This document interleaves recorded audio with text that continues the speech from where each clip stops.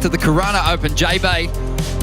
Round 1 continues with Heat 11 hitting the lineup now with one of the most winning surfers in the mix out there in the blue jersey, and that will be Mick Fanning, and he's up against Sebastian Zeitz and Juan de Roux in what should be an epic battle. Sebastian Zeitz certainly has the big rail turns that can get big scores here, and Juan de Roux, well, he caught fire over in Fiji, and we'll see if that fire is still burning, Pete. I would agree. And, you know, you look at Sebastian Zeitz, he has that X factor, that all of a sudden, what is he going to do? What's he going to bring to the table today? Let's find out. It's next heat in the way. Yeah, it's an unpredictable approach from Sebastian Zeitz. Mick Fanning, we know those lines, and we know they typically score very well here at Jeffreys Bay. He has one of the best average heat score totals at every single event that goes down at this location. So he is going to be the man to beat in this battle. And Mick can't afford to slip up. All these round 1 heats are very important for him because he's already counting on a poor result going towards his title campaign this season. Well, and he has a very limited loss ratio in round 1, that is for sure. And here he is, up and riding. Of course, he's going to try and search that barrel out, especially when you look at the conditions the way they are today. Well, you talk about white lightning. Look at that arc, straight to the bottom, 2 in a row. Beautiful. Those are the lines that has seen himself into those finals so many times here at JBay. I mean, his surfing just fits this type of wave. Amazing. Well, it was super shallow on the inside there. We also had a wave from Sebastian Zeitz. And he finds the barrel and comes out. Again, carrying a ton of speed into the impossible section here. What's he going to do with it? Holds that line, and then it's engulfed.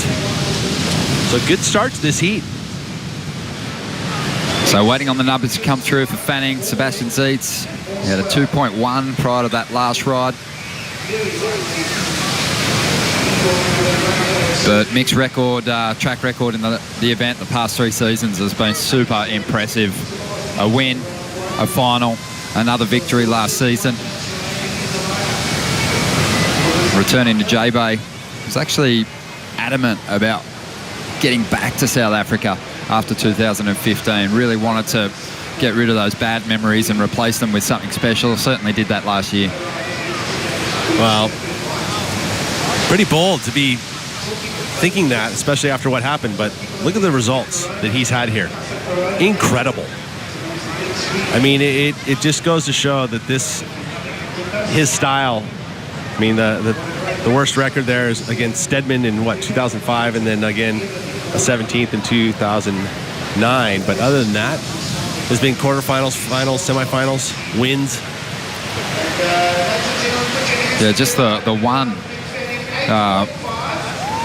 loss in what was, you could consider a first round, but it was actually a year where they had the top seeds already in round 2, but Mick lost out to Michel Perez. But other than that, has never dropped a first round heat, which is pretty amazing. It's amazing. It's a crazy track record for sure. A very strong opening ride for Fanning, 8.5.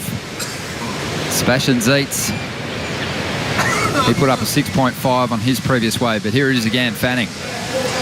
That outside section, again, having to race it as fast as he possibly can, and then gets here. And these arcs are just amazing JBay surfing. 2 in a row, with a snap again. You know, the excellent surfing happened right here.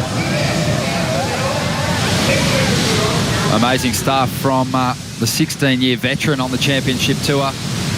Got to South Africa early, actually went on safari with Wild Ark Conservation Group he's an ambassador for. Did a bit of on-foot trekking. Well, he brought Santa Cruz native Luke Rockhold with him. UFC champion. They've been quite a little dynamic duo over the time. They've been feeding off each other's energy. You know, Luke, avid surfer as well. But that was just to a T, Mick Fanning style and approach at JBay. And it's excellent surfing, it's excellent scores. Mick's been trying out a bunch of different boards from Darren Hanley since he arrived here at Jeffreys Bay.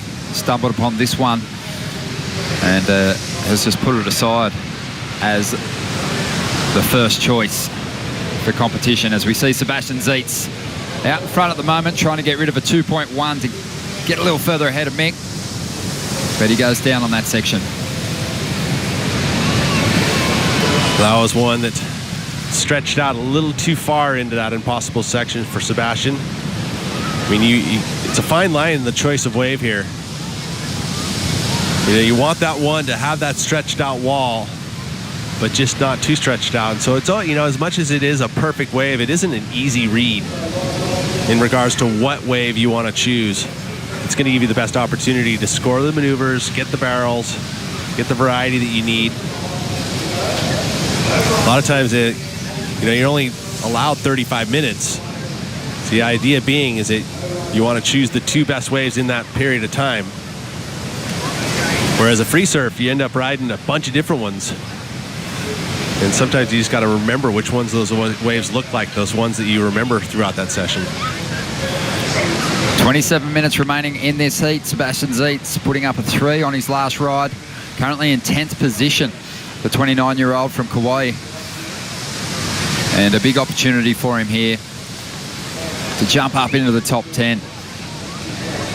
He's had some decent results, but hasn't broken into the final series of a CT this year. And, you know, once you start making some adjustments, dropping those 2 worst results, you are going to see Sebastian potentially fall down the ratings a little. So he's got to start getting himself into the final series of some of these contests. You know, tap back into that form of Margaret River when he took that win. That'd be helpful.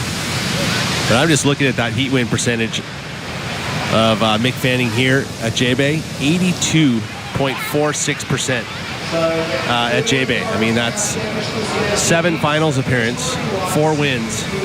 And those finals not meaning just quarterfinals, that's actual finals. So that is just an incredible. He's the best competitive surfer ever at JBay. Thinking about his world title year, though, Pete really took a shot at the first event, losing out to Owen Wright in round 3. But he looked like he was switched on. He looked sharp. He looked really motivated in that first contest. What have you made of his performances since that event? I don't know. I mean, I think there was a call there where he said, you know, hey, I'm in it to win it and go for another world title. That's why I'm back on tour. There was those question marks that were there as we came into that season for 2017. And he basically squashed him and said, hey, I'm in it. So he came into it inspired, and then to get squashed, you know, by Owen, that'll kind of semi-deflate. I don't think it's something that has affected him personally, but I mean, it all of a sudden you're like, whoa, 13th to start the season out. I'm going for a world title. That's not a great way to do it, especially at a place like the Goldie, where it's his home spot. Definitely think it took its toll on him. That loss, Margaret River. He never really looked like he turned up at that event. Lost out early again, but at Bells, he was on fire, dropping some huge numbers.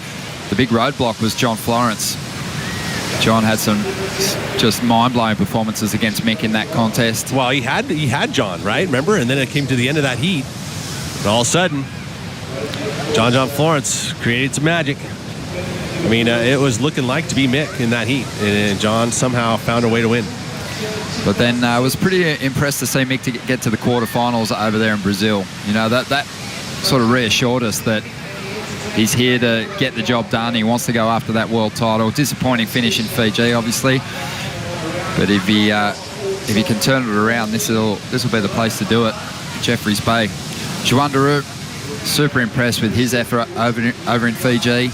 You expect that at Cloudbreak it's going to be experience that gets the big results, but Juan Daru got himself a finals finish, and well, he jumped a long way up the ratings. And it's kept him in a good spot at that halfway point of the year. It's going to move him up into that better seating. But JBay so far in the free surfs, you know, I'd expected a little more out of Juan. See what he does here in round 1. But I mean, again, it's a wave that experience, you know, it's time spent figuring it out. You know that he's got such a solid backhand, really quick. I mean, he's used that backhand to great success on the qualifying series, and we've seen it on the championship tour level as well. It's a big rookie class, and we've touched on a couple of competitors, Federico Moraes, obviously Connor O'Leary, surfers that have that big frame, a bit more leverage, Leonardo Fioravanti, guys that you expect could do good things out here at JBay. I think Joan Daru is another one of them. Guys that have been grinding away at the QS for a number of years, and well, now they're here in the elite ranks. I think they've got the kind of surfing that can match those guys that have been controlling the top end of the ratings for a long time. And usually in the rookie class too, there's a period where you look at them and you're like, hey, they're kind of out-leagued, you know, in a way. But I've seen brilliance from every single one of the rookies here that has proven that they belong on that championship tour. It's just that now the level's so high on the 34. You got to be consistently putting excellent scores up all the time in every event. It's hard. It's really hard. Hardest it's ever been. 22 minutes remaining in this heat. It's Sebastian Zeitz holding on to the lead. Fanning chasing, as is Joan Daru. Right now, though, we're going to hear from the winner of the last battle, Gabriel Medina with Rosie Hodge. Well, Gabriel Medina, it's not often that we see you be so patient for your first wave. Any nervous moments waiting for that first exchange? Yeah, I've been watching a lot of hits this morning, and yeah, I wanted to get the first one, you know, the big one, and so yeah, I had to wait, but that was worth it because it was a good wave, and yeah, and then I got that little barrel. That was, I don't know, I had so much fun surfing here today, and I'm just stoked to win that heat. And one of my favorite things from today is every surfer that I've spoken to, they just say how fun it is out in the water. How good is it to compete in these kinds of conditions? Yeah, it's really fun. I mean, it's a little slow, but when they come, it's so fun. You know, you don't think about the weight, and yeah, you just go fast in the line, go for the turn. Sometimes there's some barrels, and yeah, I try to make sure I'm on the big one, and yeah, that felt good. And yourself and Italo are the only goofy footers that have made it through this round so far. What do you think of this wave on your backhand? When it's fast, it's really hard because on the front side it's easier to think, you know, to project your surfboard and with the speed and everything. And in the backhand, if you go for the turn, you can lose the wave, you know. So you have to choose, and it's hard to read. And JBay, you never know what she's gonna do, you know, if she's gonna run or wait, and so you need to have a good read in the wave. And yeah, today me and Nito was the lucky good footers to make it through, but I cannot imagine if I was regular. Oh, that would be so fun. But yeah, I'm stoked. Well, Gabriel, we can't wait to see you in round 3. Well done. Yeah, thanks.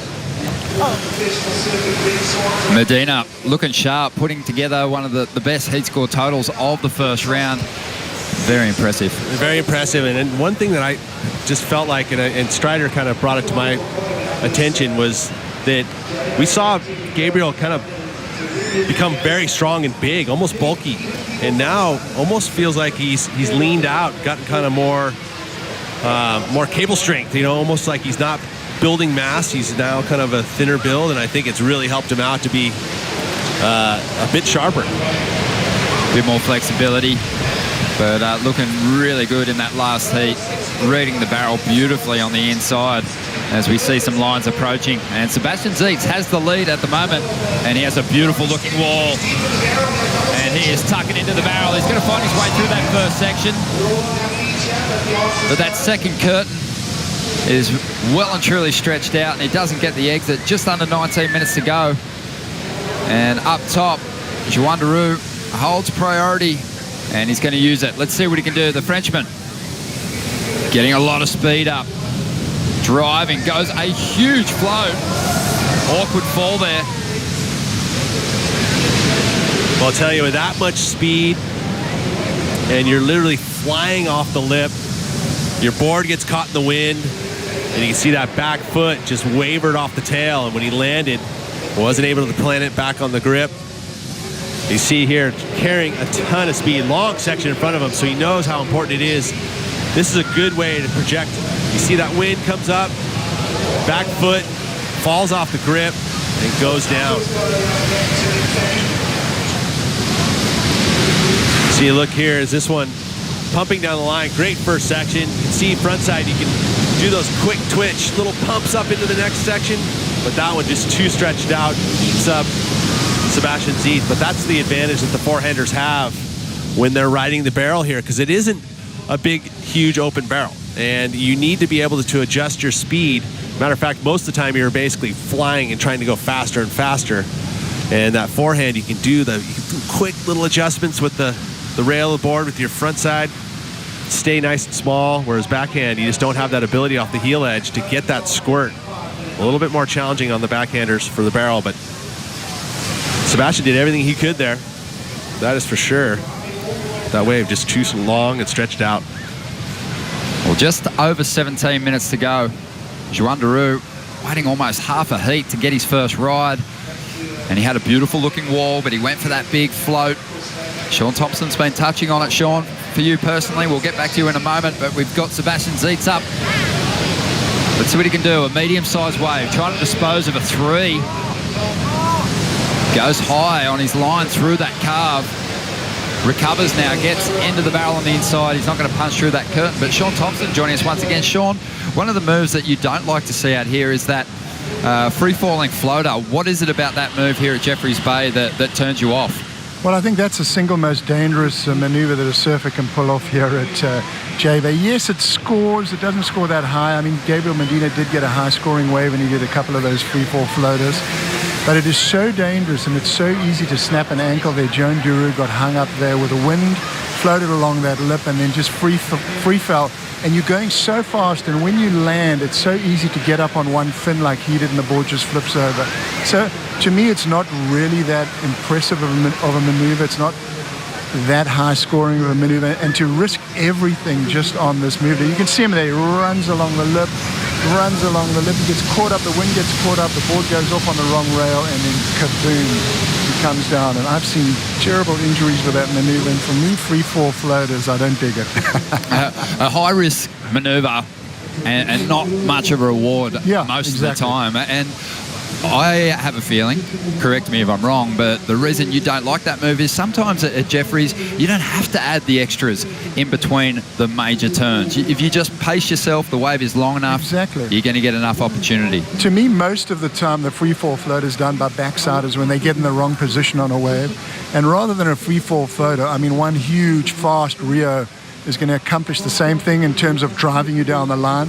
But that free fall float in many ways is like a stall. I mean, Joan Duru just got hung up with that lip and just floated and floated and floated. And I think today the trend is towards driving power surfing rather than stalling and floating. I mean, that's just my input on it. It's valuable input, that's for sure. Let's talk about Mick Fanning for a little bit, Sean, because I know you have listed him as one of the greats out here in this competition. What company does he keep in that class? I think he's definitely one of the greatest out here. I think he's the greatest for a couple of reasons. One is that he's just a sublime carver. That top turn, bottom turn combination of his is just unparalleled. I think he's actually raised his game. And then from what happened to him in 2015 with that great white shark attack, and then coming back the next year and winning the event, I mean, that showed like monumental courage. And for me to see that, I mean, I cried when that beat won. I just thought it was such an incredible display of just sheer courage. Can you imagine sitting out there in a final and nearly getting gobbled up by a shark and coming back the next year, just demolishing your fear and winning the event? It was just one of the greatest wins ever. So from a character perspective and a sheer surf perspective, you know, he's definitely one of the greatest ever here. Great to have you with us, Sean. And we're watching Mick Fanning at the moment. In a good position, Pete. He's got an 8.5, but Sebastian Zietz, he's just chipping away. He's looking at some of these insiders. Is Sebastian playing his cards right? Should he get back to the top and look for something bigger? You can't say Fanning not putting up another solid score at some stage here. No, I would totally agree with you. I think that Mick's going to play that's what he needs to do, and he's going to be able to choose that one epic wave. But what do you do? It's at that point, do you sit right next to Mick? No, you ride little waves underneath. That's his style. That's his approach. He's going to be able to do it. And maybe he picks up, a 7.5 or maybe even an 8. He finds some gem double up on the inside. So that's it's good for Sebastian to stay busy. But you're right, Mick Fanning going to be patient on the outside. He would just hope that maybe the wave gods don't send a big set. Let's see if Juan Daru can correct his mistakes from that prior ride. Had just a throwaway 1 on that last wave. So a smaller insider, but some of his variety on show at the moment. So much power. Love watching this guy surf. A great addition to the championship tour. And he carries a ton of experience from all those heats that he's surfed on the qualifying series. And to finally get here to the big leagues and be able to showcase his talents, and he's done that. He hasn't been intimidated by the big names. You see this medium-sized set wave here, again on that backhand. This is why he's so strong, because he lays off the bottom. The backhand, you're able to sit off the bottom with the heel edge and really explode into the section. And when you can utilize that, that's what Aki was so good. That's why that surfing was so, exceptional to hold on to through history, is because of that loading up off the bottom and really utilizing the JBay wall.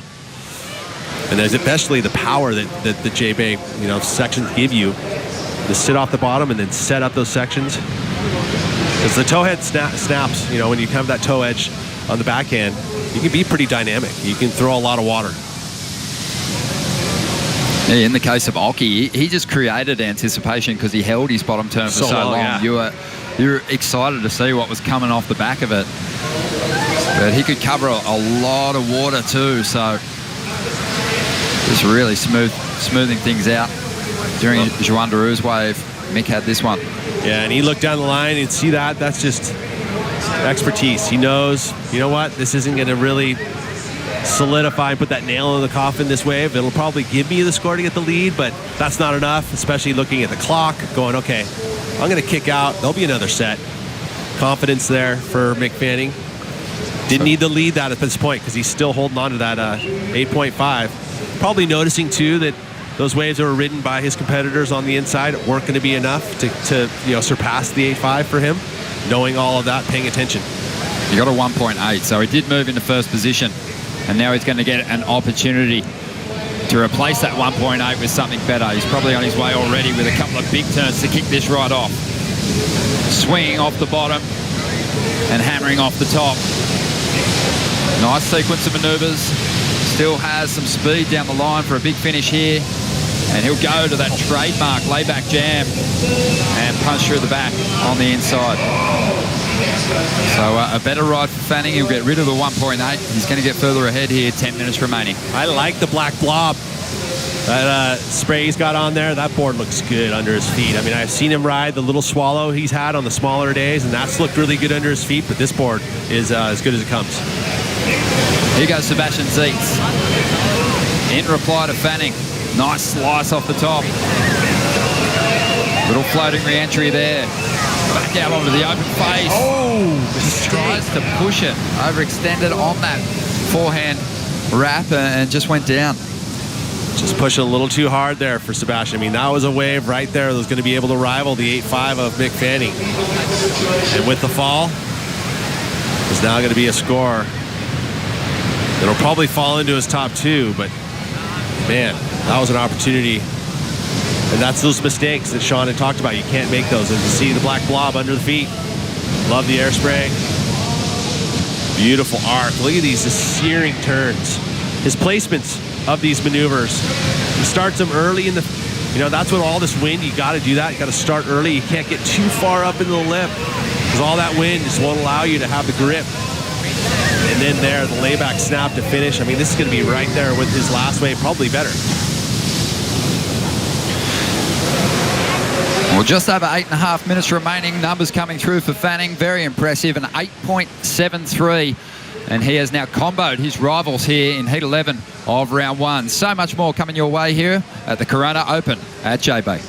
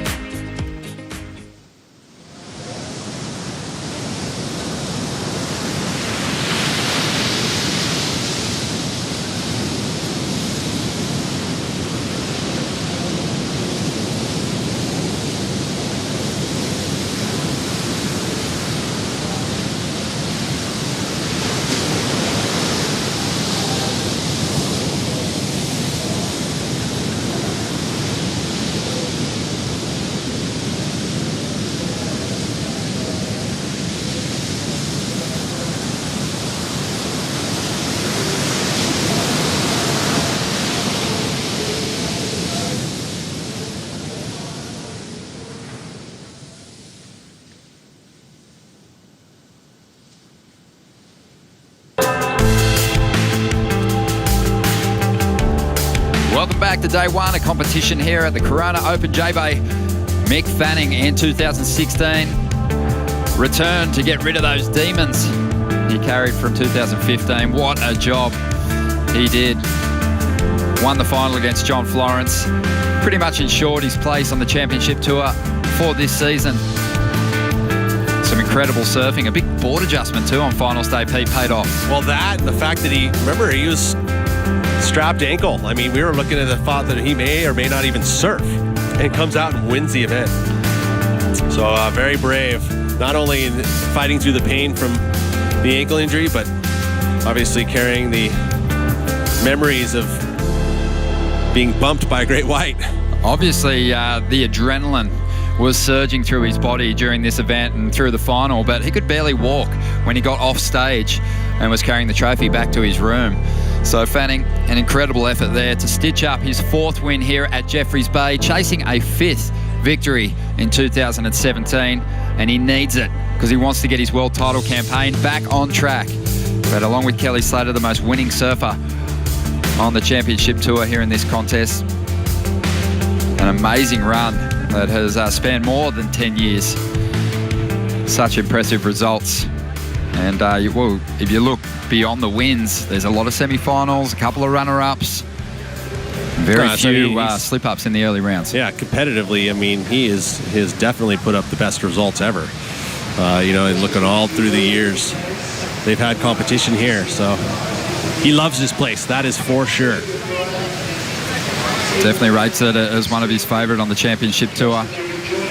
Very fond of the people in this area, the culture. He's got a lot of friends in this zone.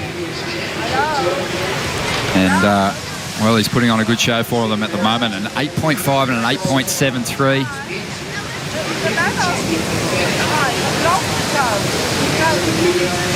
And his relationship with South Africa goes beyond Jeffreys Bay. Recently spending a little bit of time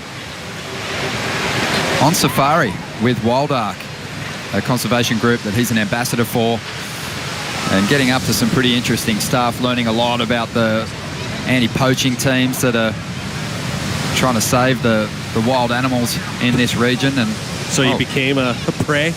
Yeah, you got a first-hand look at the kind of tactics they're employing to stop the poachers. Oh, Mick, you're a brave man, that is for sure. Look at, he's just running away. It just gets laid out. Yeah. Big dog lover, but maybe not so much a fan anymore after getting taken down. But yeah, amazing work that Wild Ark is doing. Check them out on Instagram at Wild Ark. Mick putting on a good show out here at the moment. 4 minutes remaining. Well out in front. Chasing a line at the moment. Looking to extend his lead.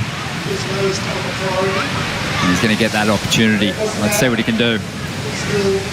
Always looks to generate a lot of speed before loading up for this first turn. Nice slice off the top.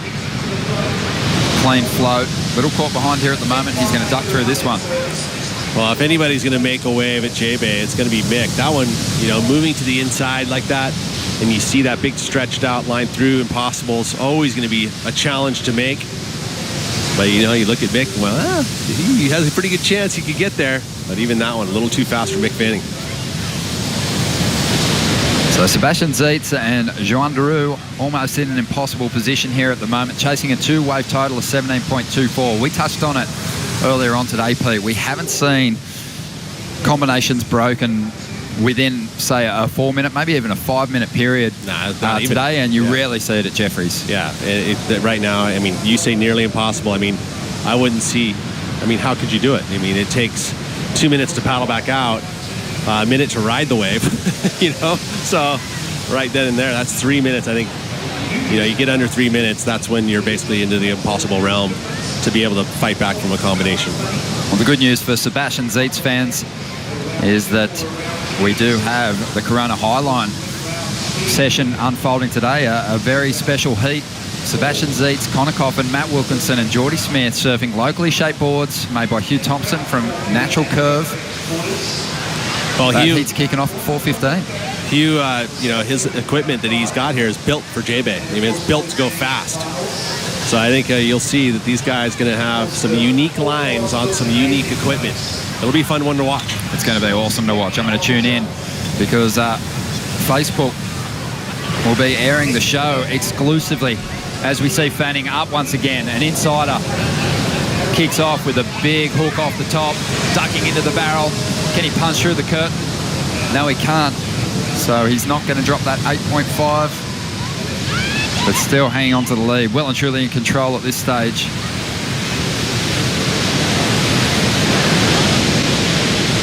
As this heat winds down, 1 minute and 30 seconds to go. We still have another epic heat to unfold to wrap up today's championship tour action. Michel Perez, Felipe Toledo, and Zeke Lau hitting the lineup next. Another power-packed heat. Felipe and Zeke and Michel. I mean, you talk about powerhouses. I'm really looking forward to seeing Felipe surf. Obviously missed Fiji due to a suspension. Let's see how fired up he is. It might have been a blessing in disguise because... he's in disguise. He's got green hair. Welcomed a new bub, a little girl, earlier on this year. So missing that event actually gave it an opportunity to reset at home and enjoy some valuable time with family. And when you're with child who is young like that, they're growing. I mean, every day they're growing. And so, you miss a week, all of a sudden it feels like you've missed a year. So you're right. I think that it is a valuable time. As we see, the green hair's growing out now. He's had a bit of the hair dye. 30 seconds to go here, Fanning. Looks like he's marching on through to round 3. So again, avoids relegation to the second round. Looks sharp, a very controlled performance, much like Joel Parkinson earlier on today. Just seemed to be in cruise mode. Just doing enough. I mean, it started off with the 8.5. I think any time that you can put a number straight off the hooter, the comfort level kind of comes right over you, and all of a sudden you can be a lot more selective and choose your waves. You can control priority, which he had done. Sebastian Zietz and Juan Daru will have to fight their way through round 2. Fanning on to round 3. One more heat to come to wrap up the day here at the Corona Open JBay.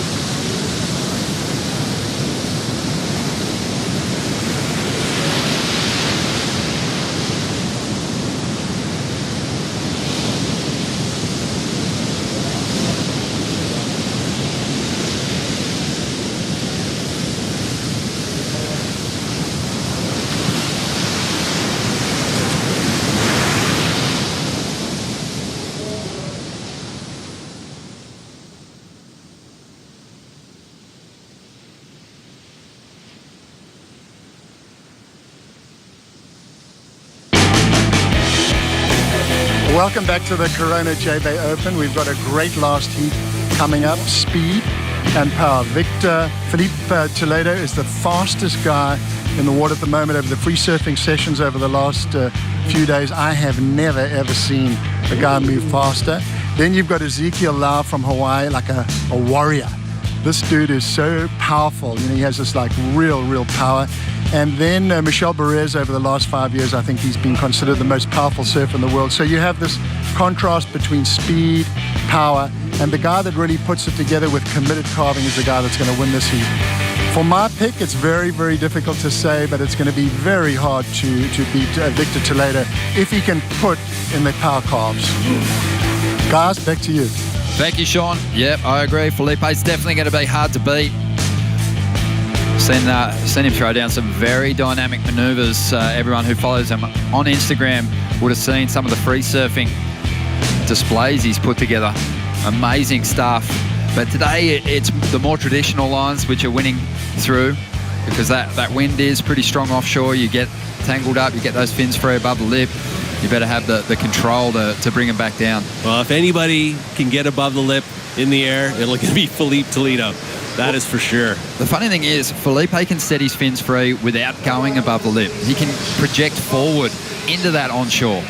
We've seen it from him here before, throwing some really impressive tight grab rail projection airs.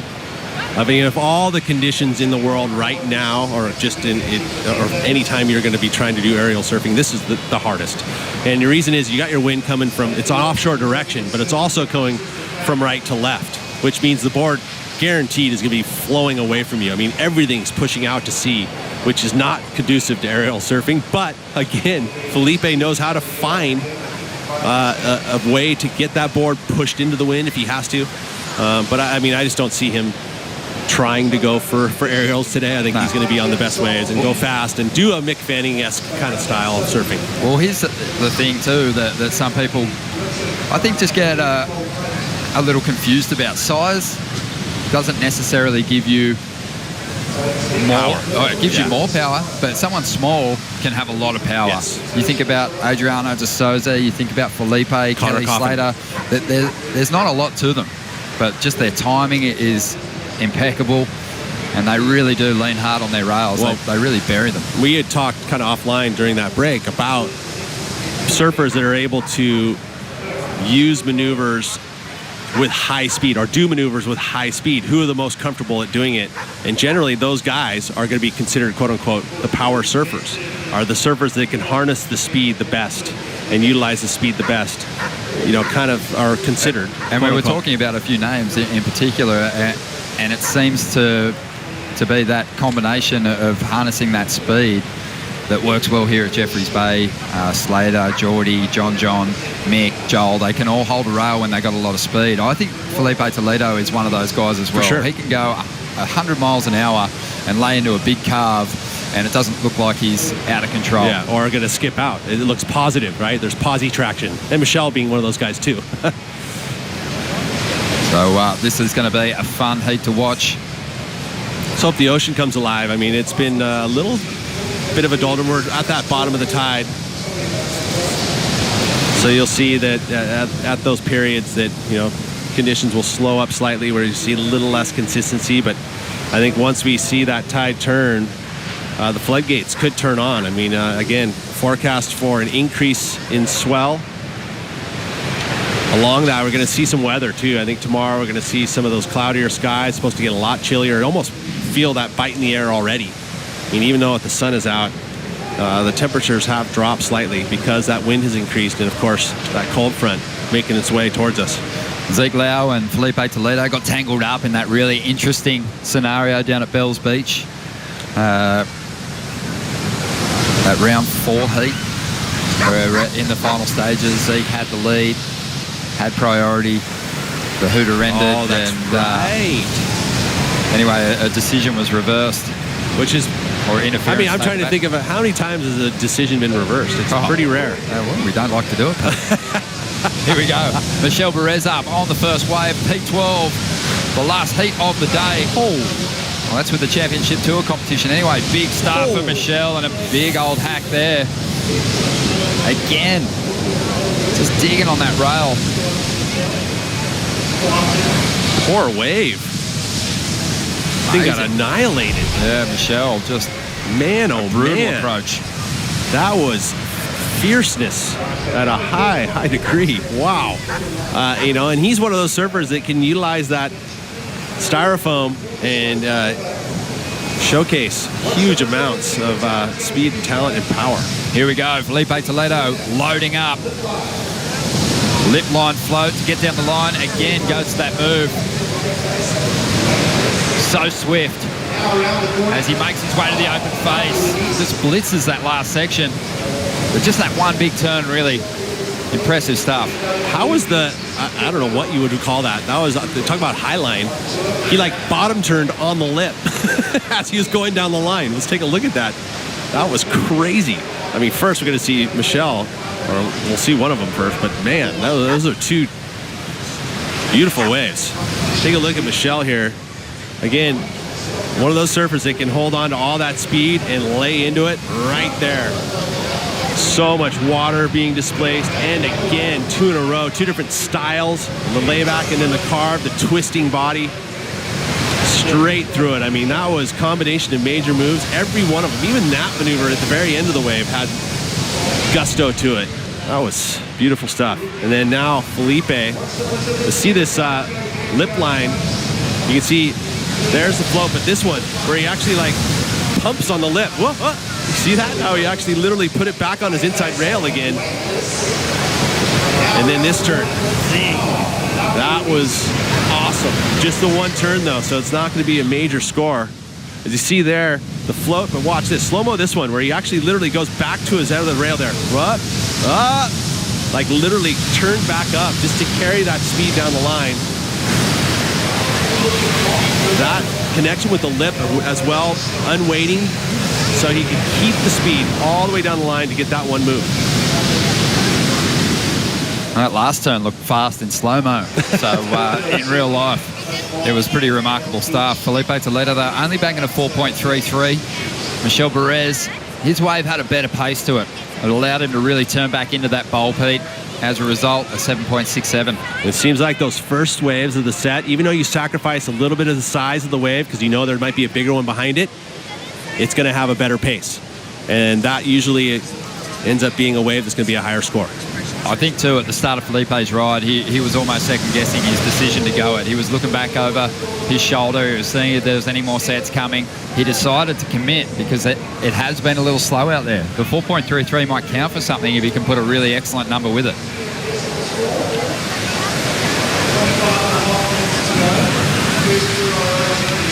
Still 25 and a half minutes to go, Pete, but looking back on this first round, favourite performance?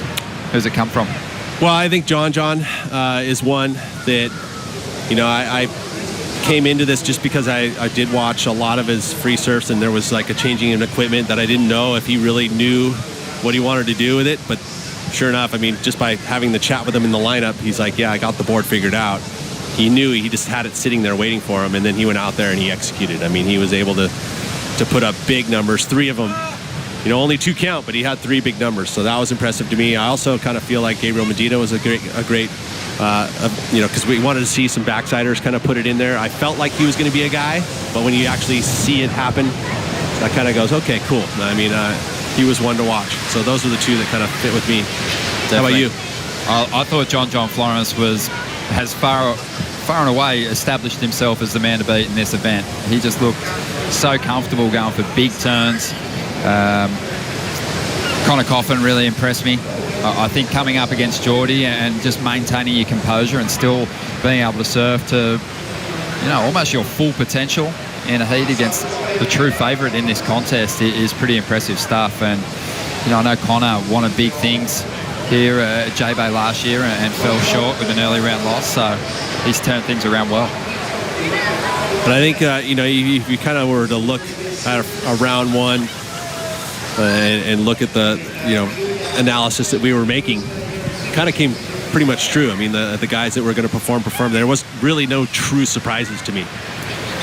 Is there any surprises? I mean, think about what was the surprise? I mean, just the Connor. We just mentioned. Yeah, Connor. Geordie not winning through in his first. Yeah, I mean, I would expect good things out of Connor, though. I mean, yeah, you're right. I think Geordie was definitely the favorite in there, but just in my fantasy, for example, I had Connor and Geordie, so you know, I expected Connor to do well as well.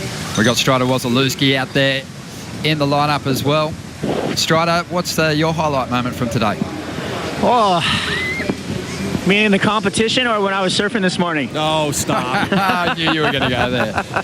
No, I think I was really impressed with Connor Coffin lighting it up. I love the way he was really putting down some amazing rail surfing and really got to highlight what, the reason why he's on tour is finally got to really, expose himself to the world for what he's worth, which was a real pleasure. Second to that, I think John showing back up in true fashion and form since Margaret River, really, since we've seen him that good. So, I mean, he was just on fire. It was a beautiful display of surfing. And then out the back here, these guys are having a blast too. I mean, come on, look at how good the waves are still out here. Zeke just flying through this bowl. Beautiful. Little nugget on the inside, banging away on the layback hack. He's got a little more on the inside, he looks like. See if he can come around for more. Bingo. Lots going on here, guys. Well, Zeke Lau, his patience might pay off. He waited quite a while for that first ride. He picked off a real gem. Michel Perez still going just behind him as well. And a nice finish there before the wave shut down, but a great exchange. Tell you, Zeke Lau picked a gem, and the second wave of the set was also a beauty for Michel Perez. Michel Perez is going to capitalize big time here. You'll see the replay, but both these surfers putting excellent numbers up, I think.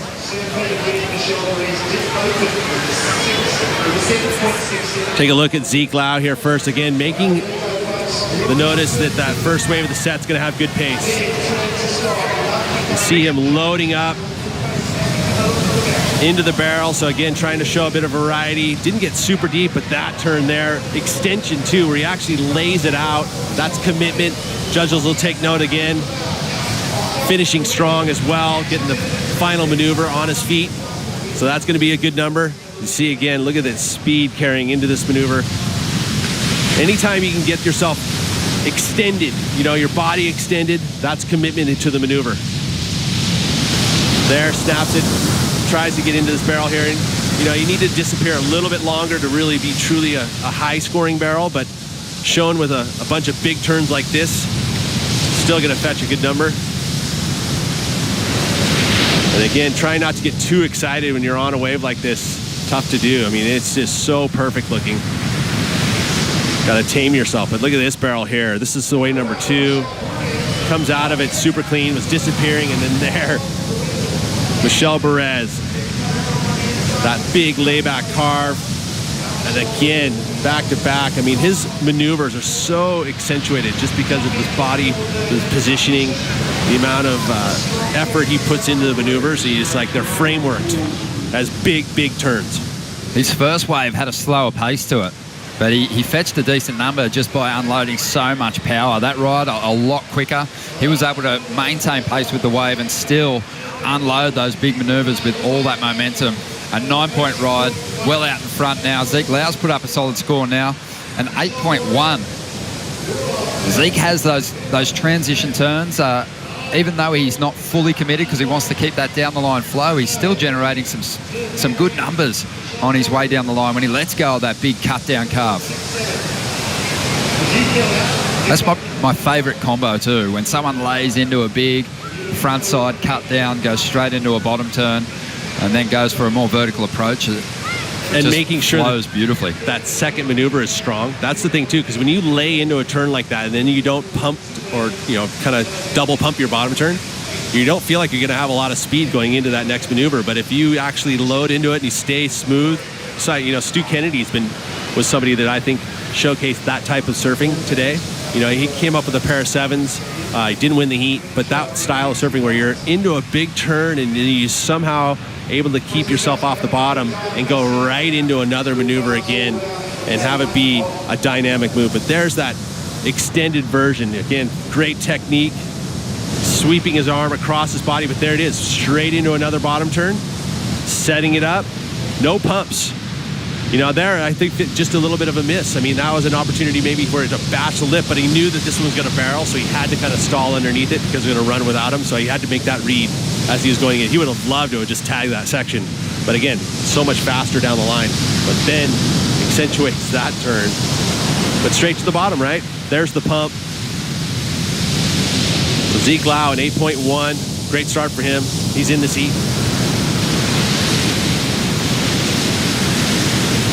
Seeing So a lot important of to finish, right? competitors too, Pete, in their first championship tour effort here at Jeffreys Bay, and it's been super impressive with some amazing rides laid down by some of the less experienced competitors, and I think they're learning as they go through these heats.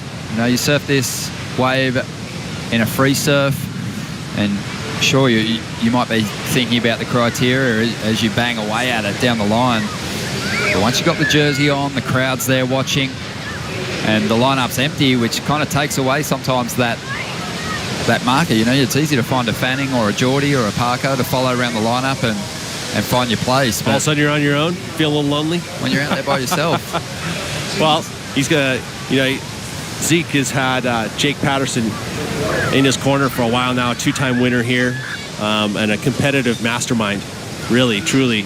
You know, he dissects every lineup and says, okay, this is what I feel like is going to be your best potential. Do these types of turns and, you know, and do this type of surfing, and it's going to fetch big numbers. And I think nowadays, you know, you look at rookies, and if they are able to bring those types of people into your camp, it's going to have your level shoot up super quick. I mean, this is the first time we've seen Zeke Lau surf JBay in a competition jersey, and he's already putting excellent numbers up. when you go back to and look at the field that Jake Patterson overcame in the 2 years that he won the contest, there was better JBay surfers in the mix, and he is so crafty. He beat them with wave selection, taking nothing away from his surfing.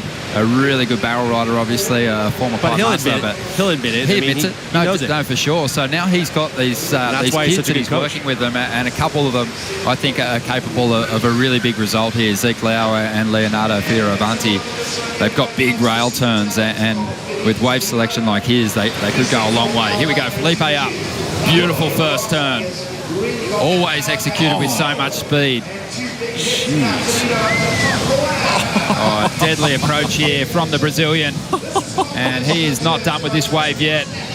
Just one turn after another, all major maneuvers. I am chuckling because He likes the feel of it. That was sick. That was sick. In a good way. I mean, he even loves it. You can see just a little chuckle. He's got the green hair. He just hulked that wave. That was amazing. And this is a great heat. I mean, this is now you're going to see. I mean, that to me is the best wave of the heat. And again, great pace. Just a one-wave set. Oh, just laying into it, just full arc. And again, that one there, that turn was in a very steep section. 3 in a row, big extension of the rail, then the snapping drift, fades the bottom turn, another hooking snap. Oh man, I mean, that was power surfing at its best with a ton of speed. He's adding up the numbers. Love it. Have a look at the speed in which he executes every single one of these turns. Well, look at that. See, that's the extension. Again, arm sweep through, great technique. To the bottom, and then sears it. Such different approach in the lip too. A lot of it vertical. But look at how long he holds that rail in the layback carve. Straight back down to it once again. That time drifts. I mean, this is going to be a big number, and how can you deny it? You show comparisons throughout this heat already. You have a 9 and an 8-1 to compare it to. We've seen some good barrels today, but that's my favorite wave on maneuvers alone. This should be a huge score. It should be, and it will be. Waiting on the numbers to come through. Just the variety, Pete. No two turns were the same, but every single one of them was executed with so much speed that it was high-risk surfing. Major maneuvers. That's that combination of major maneuvers. He's done that. I mean, it is incredible. And that, I mean, a lot of that came down to with the wave choice, too. I mean, he did make the move on the first wave of the set, but it had such amazing pace to be able to really showcase the maneuvers once again. I mean, you're right. I think that maneuver-wise, this was by far the best wave of the day.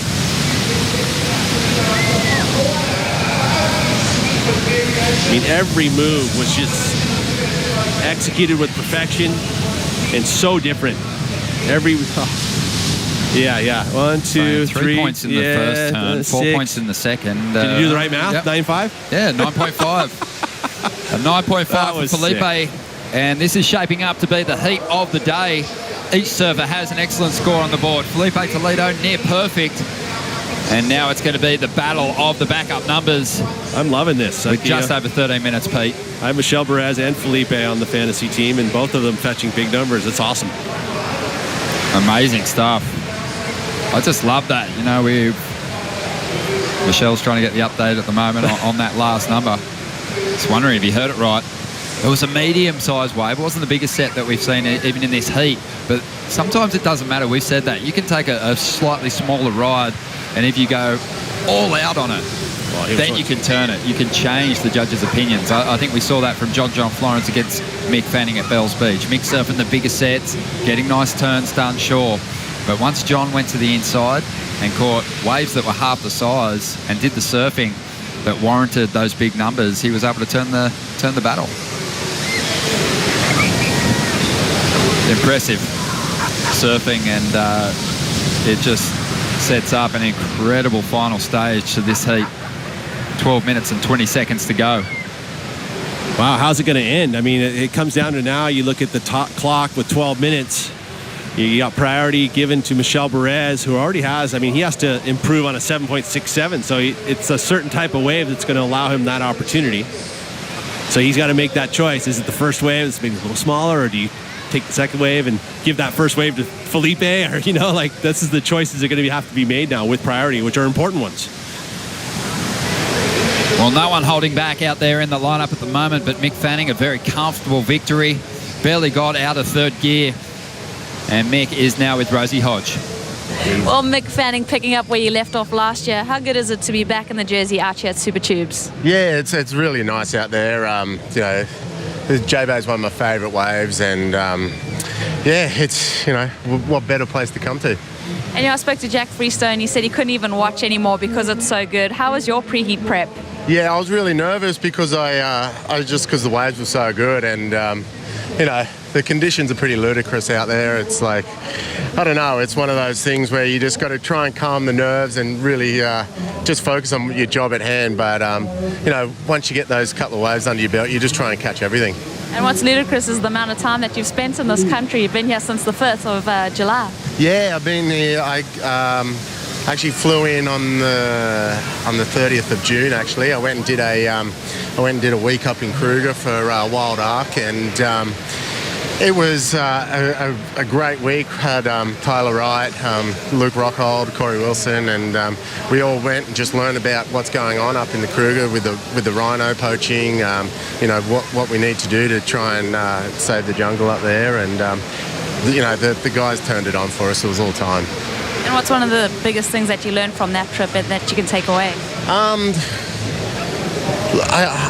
I learned to know what paw prints were what, so if I see those, I can run. But that was the other thing too. You know, if you see a big animal, don't run. Just sit and wait, which is cool. But we were so lucky. We got to see rhinos, elephants, lions, freaking cheetahs, leopards. Like, it was nuts. Hyenas. So glad that you're enjoying your time here. Can't wait to see you in round 3, Mick. Yeah, cheers. Thanks to everyone for making it really fun, and have a good day. Awesome. Back to you guys. Thank you, Rosie. Mick Fanning through to round 3. A very strong first round effort here to be expected. 9.5 minutes remaining at the moment. And all three competitors on screen holding on to a big number. Zeke Lau an 8.1. He's got to make up the most ground with his next wave. He needs an 8.58 to jump into the lead. Felipe Toledo has a 9.5. He needs a 7.17. Heat 12 of round 1 being led by Michel Perez.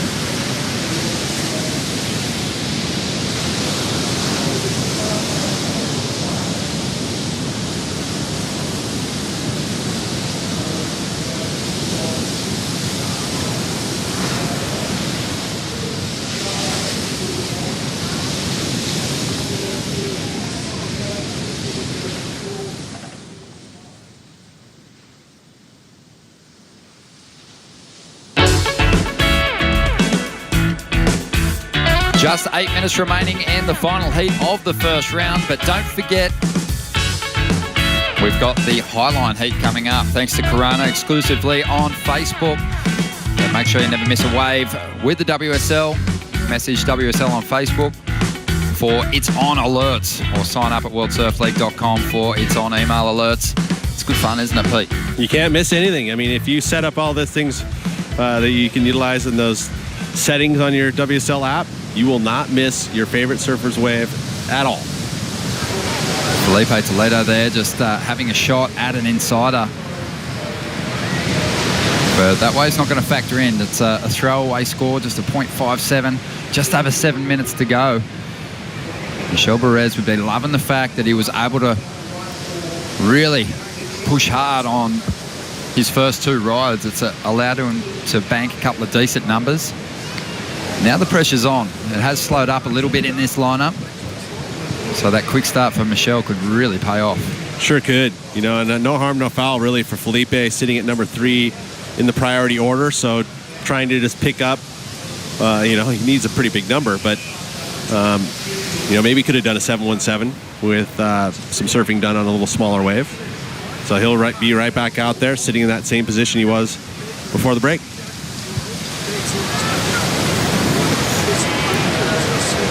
Talk to me about this Surfline forecast. I know you've been watching it. The rest of us have been watching movies at night. Pete's been watching the Surfline forecast to go to sleep. Look, I mean, it's one of those things as a surfer that you end up learning to do is scouring all of the maps that are out there to understand what the swells will be doing. And, you know, for this back half of the waiting period, there's a lot of opportunity. And, you know, even today, you know, last night I was looking at it going, we might run today, 50-50, you know, but when you wake up and you see the waves and the way they look this morning, pretty tough to say no. I mean, even Kieran kind of had us wait an hour just to make sure that we were going to run, and we were all questioning, what the heck? How does he do that? But, I mean, it is a great forecast. Surfline has been on point. I mean, and you can see how stretched out. All that red is big waves. It's waves that are underneath. This is the roaring 40s. You've got overlapping mid-sized southwest, and now that southwest angle too. You know, a lot of times you'll see the swell will be coming from that straight westerly direction, which gets a little bit tougher to get in here, but no, you can see that angle points right in here, and it's just non-stop for the next 4 or 5 days. You're going to have some winds that are going to be out of that southwest direction, which is fine. It is offshore here. It's one of those things. It's just going to be 4 to 6, 4 to 7, and then Sunday, Monday, a little bit of a pickup again for the Tuesday, Wednesday, and that's just the first 2 pulses of swell. There's more even behind that. So a lot of opportunity until the 23rd is the final day of the waiting period. So, heck, you know, even some waves for us there, Run Dog. Sounds good. Sounds really good, actually. Just under 5 minutes to go here. Michel Perez out in front, holding priority. But surely he's not feeling safe at the moment. Felipe just lit one up, a 9.5 on a medium-sized set wave. So capable of chasing down that 7.17. Zeke Lau's still within it. Within reach as well, needs an 8.58. Some movement here. Felipe having a look. But Zeke puts priority to play and tucks into the barrel. Punches through that curtain. Very deep at the moment. Not sure he'll find that open face again. Sticking with it for a moment before getting slammed. Yeah, that was a little rough. You know, as soon as you get that whitewash kind of hitting that inside rail and slowing you down, it's so tough to gain back that speed. Almost did it, though. I mean, if that wave had slowed up just enough, the JBay usually is not going to slow up very often or for very long. So a throwaway score there. Now that puts Felipe into priority number 2. So a better position for him. Still needs a 2-wave set, really, doesn't he? Yeah. He wants the time update. Both surfers trying to get an update on the situation unfolding here with 3.5 minutes to go.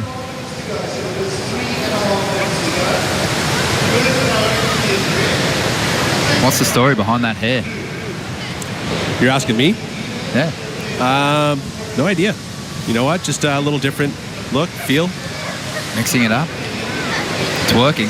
You know, there was a period in my life where I decided I wanted to go blonde. Have you ever changed your hair color?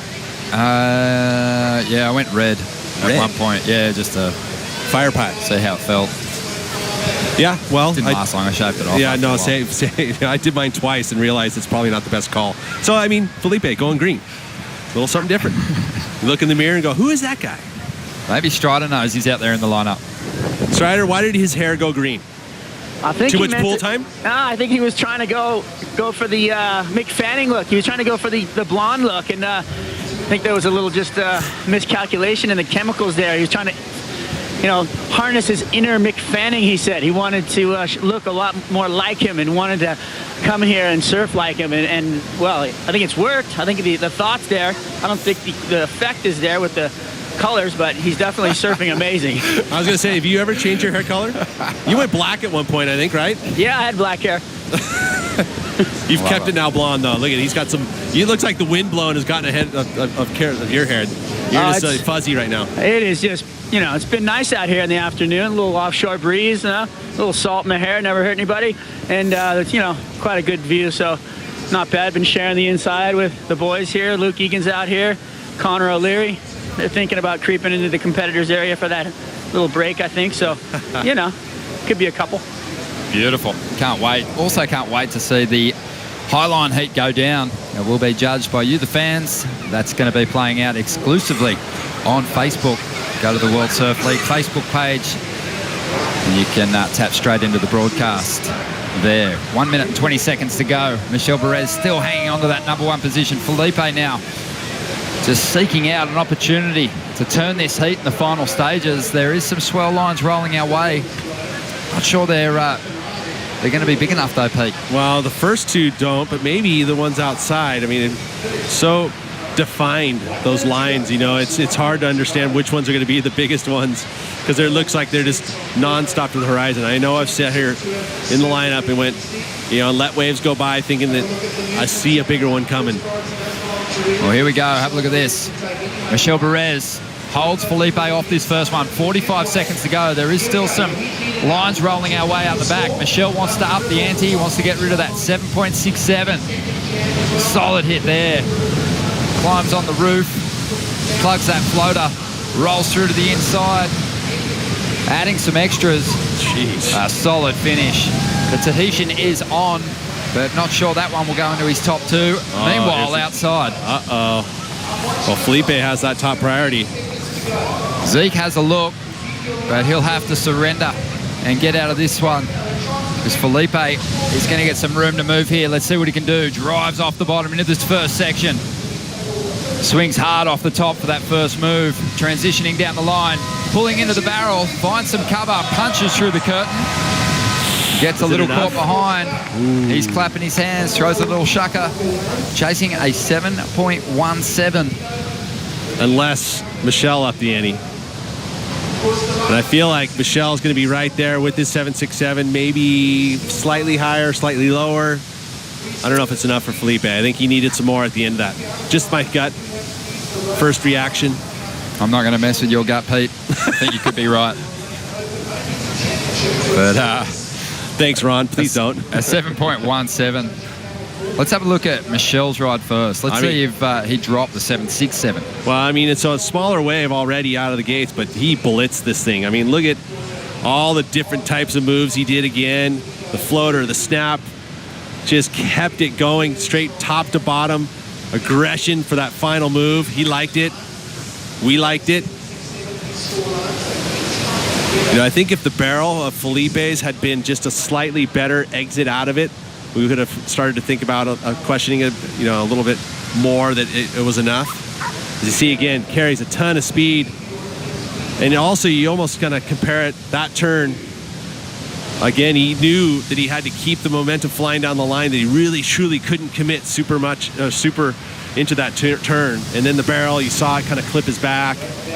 He just floats across a wave, Felipe. It just looks like his board is just barely in the water until he makes that decision to throw his board on rail, and then he buries it as deep as anyone, as deep as any of the power surfers on the championship tour.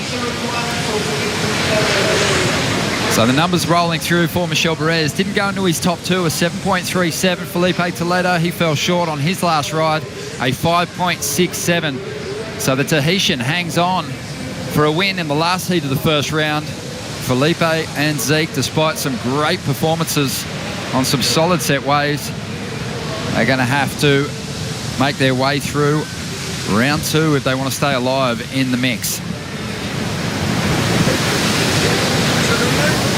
Tell you what, that heat was pretty awesome, though. I mean, in reality, the beginning stages of that, we saw the 8-1 from Zeke Lau.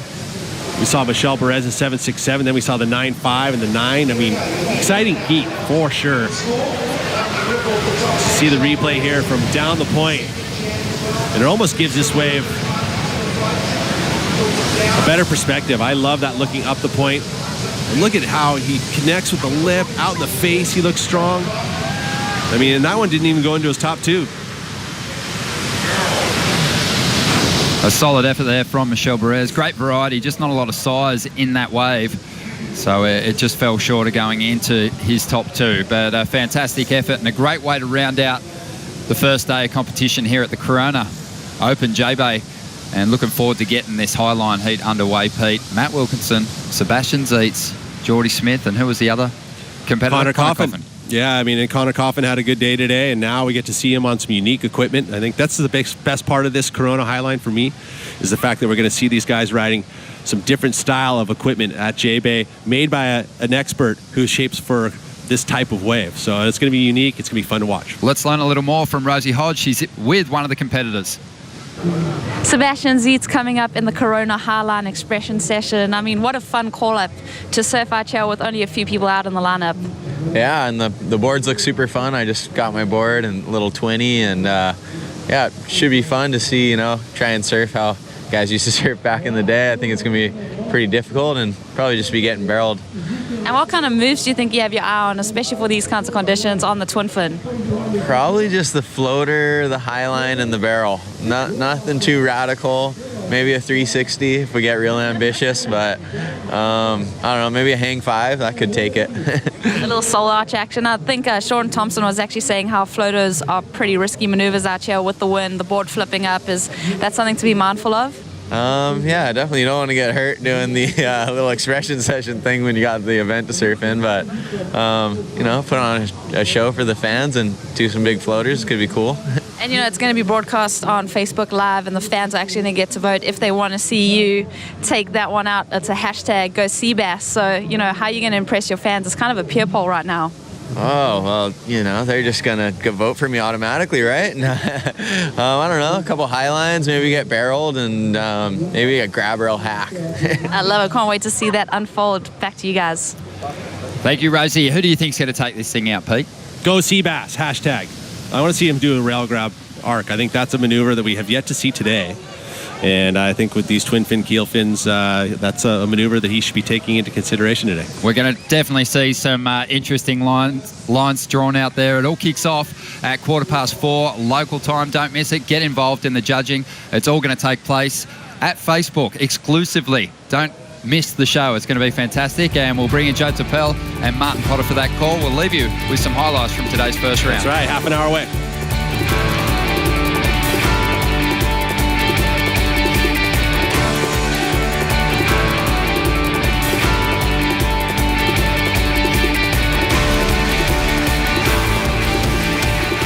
This copyrighted event broadcast is produced by the World Surf League for broadcast around the world and may not be retransmitted, reproduced, rebroadcast, or otherwise distributed or used in any form without the written consent of the World Surf League.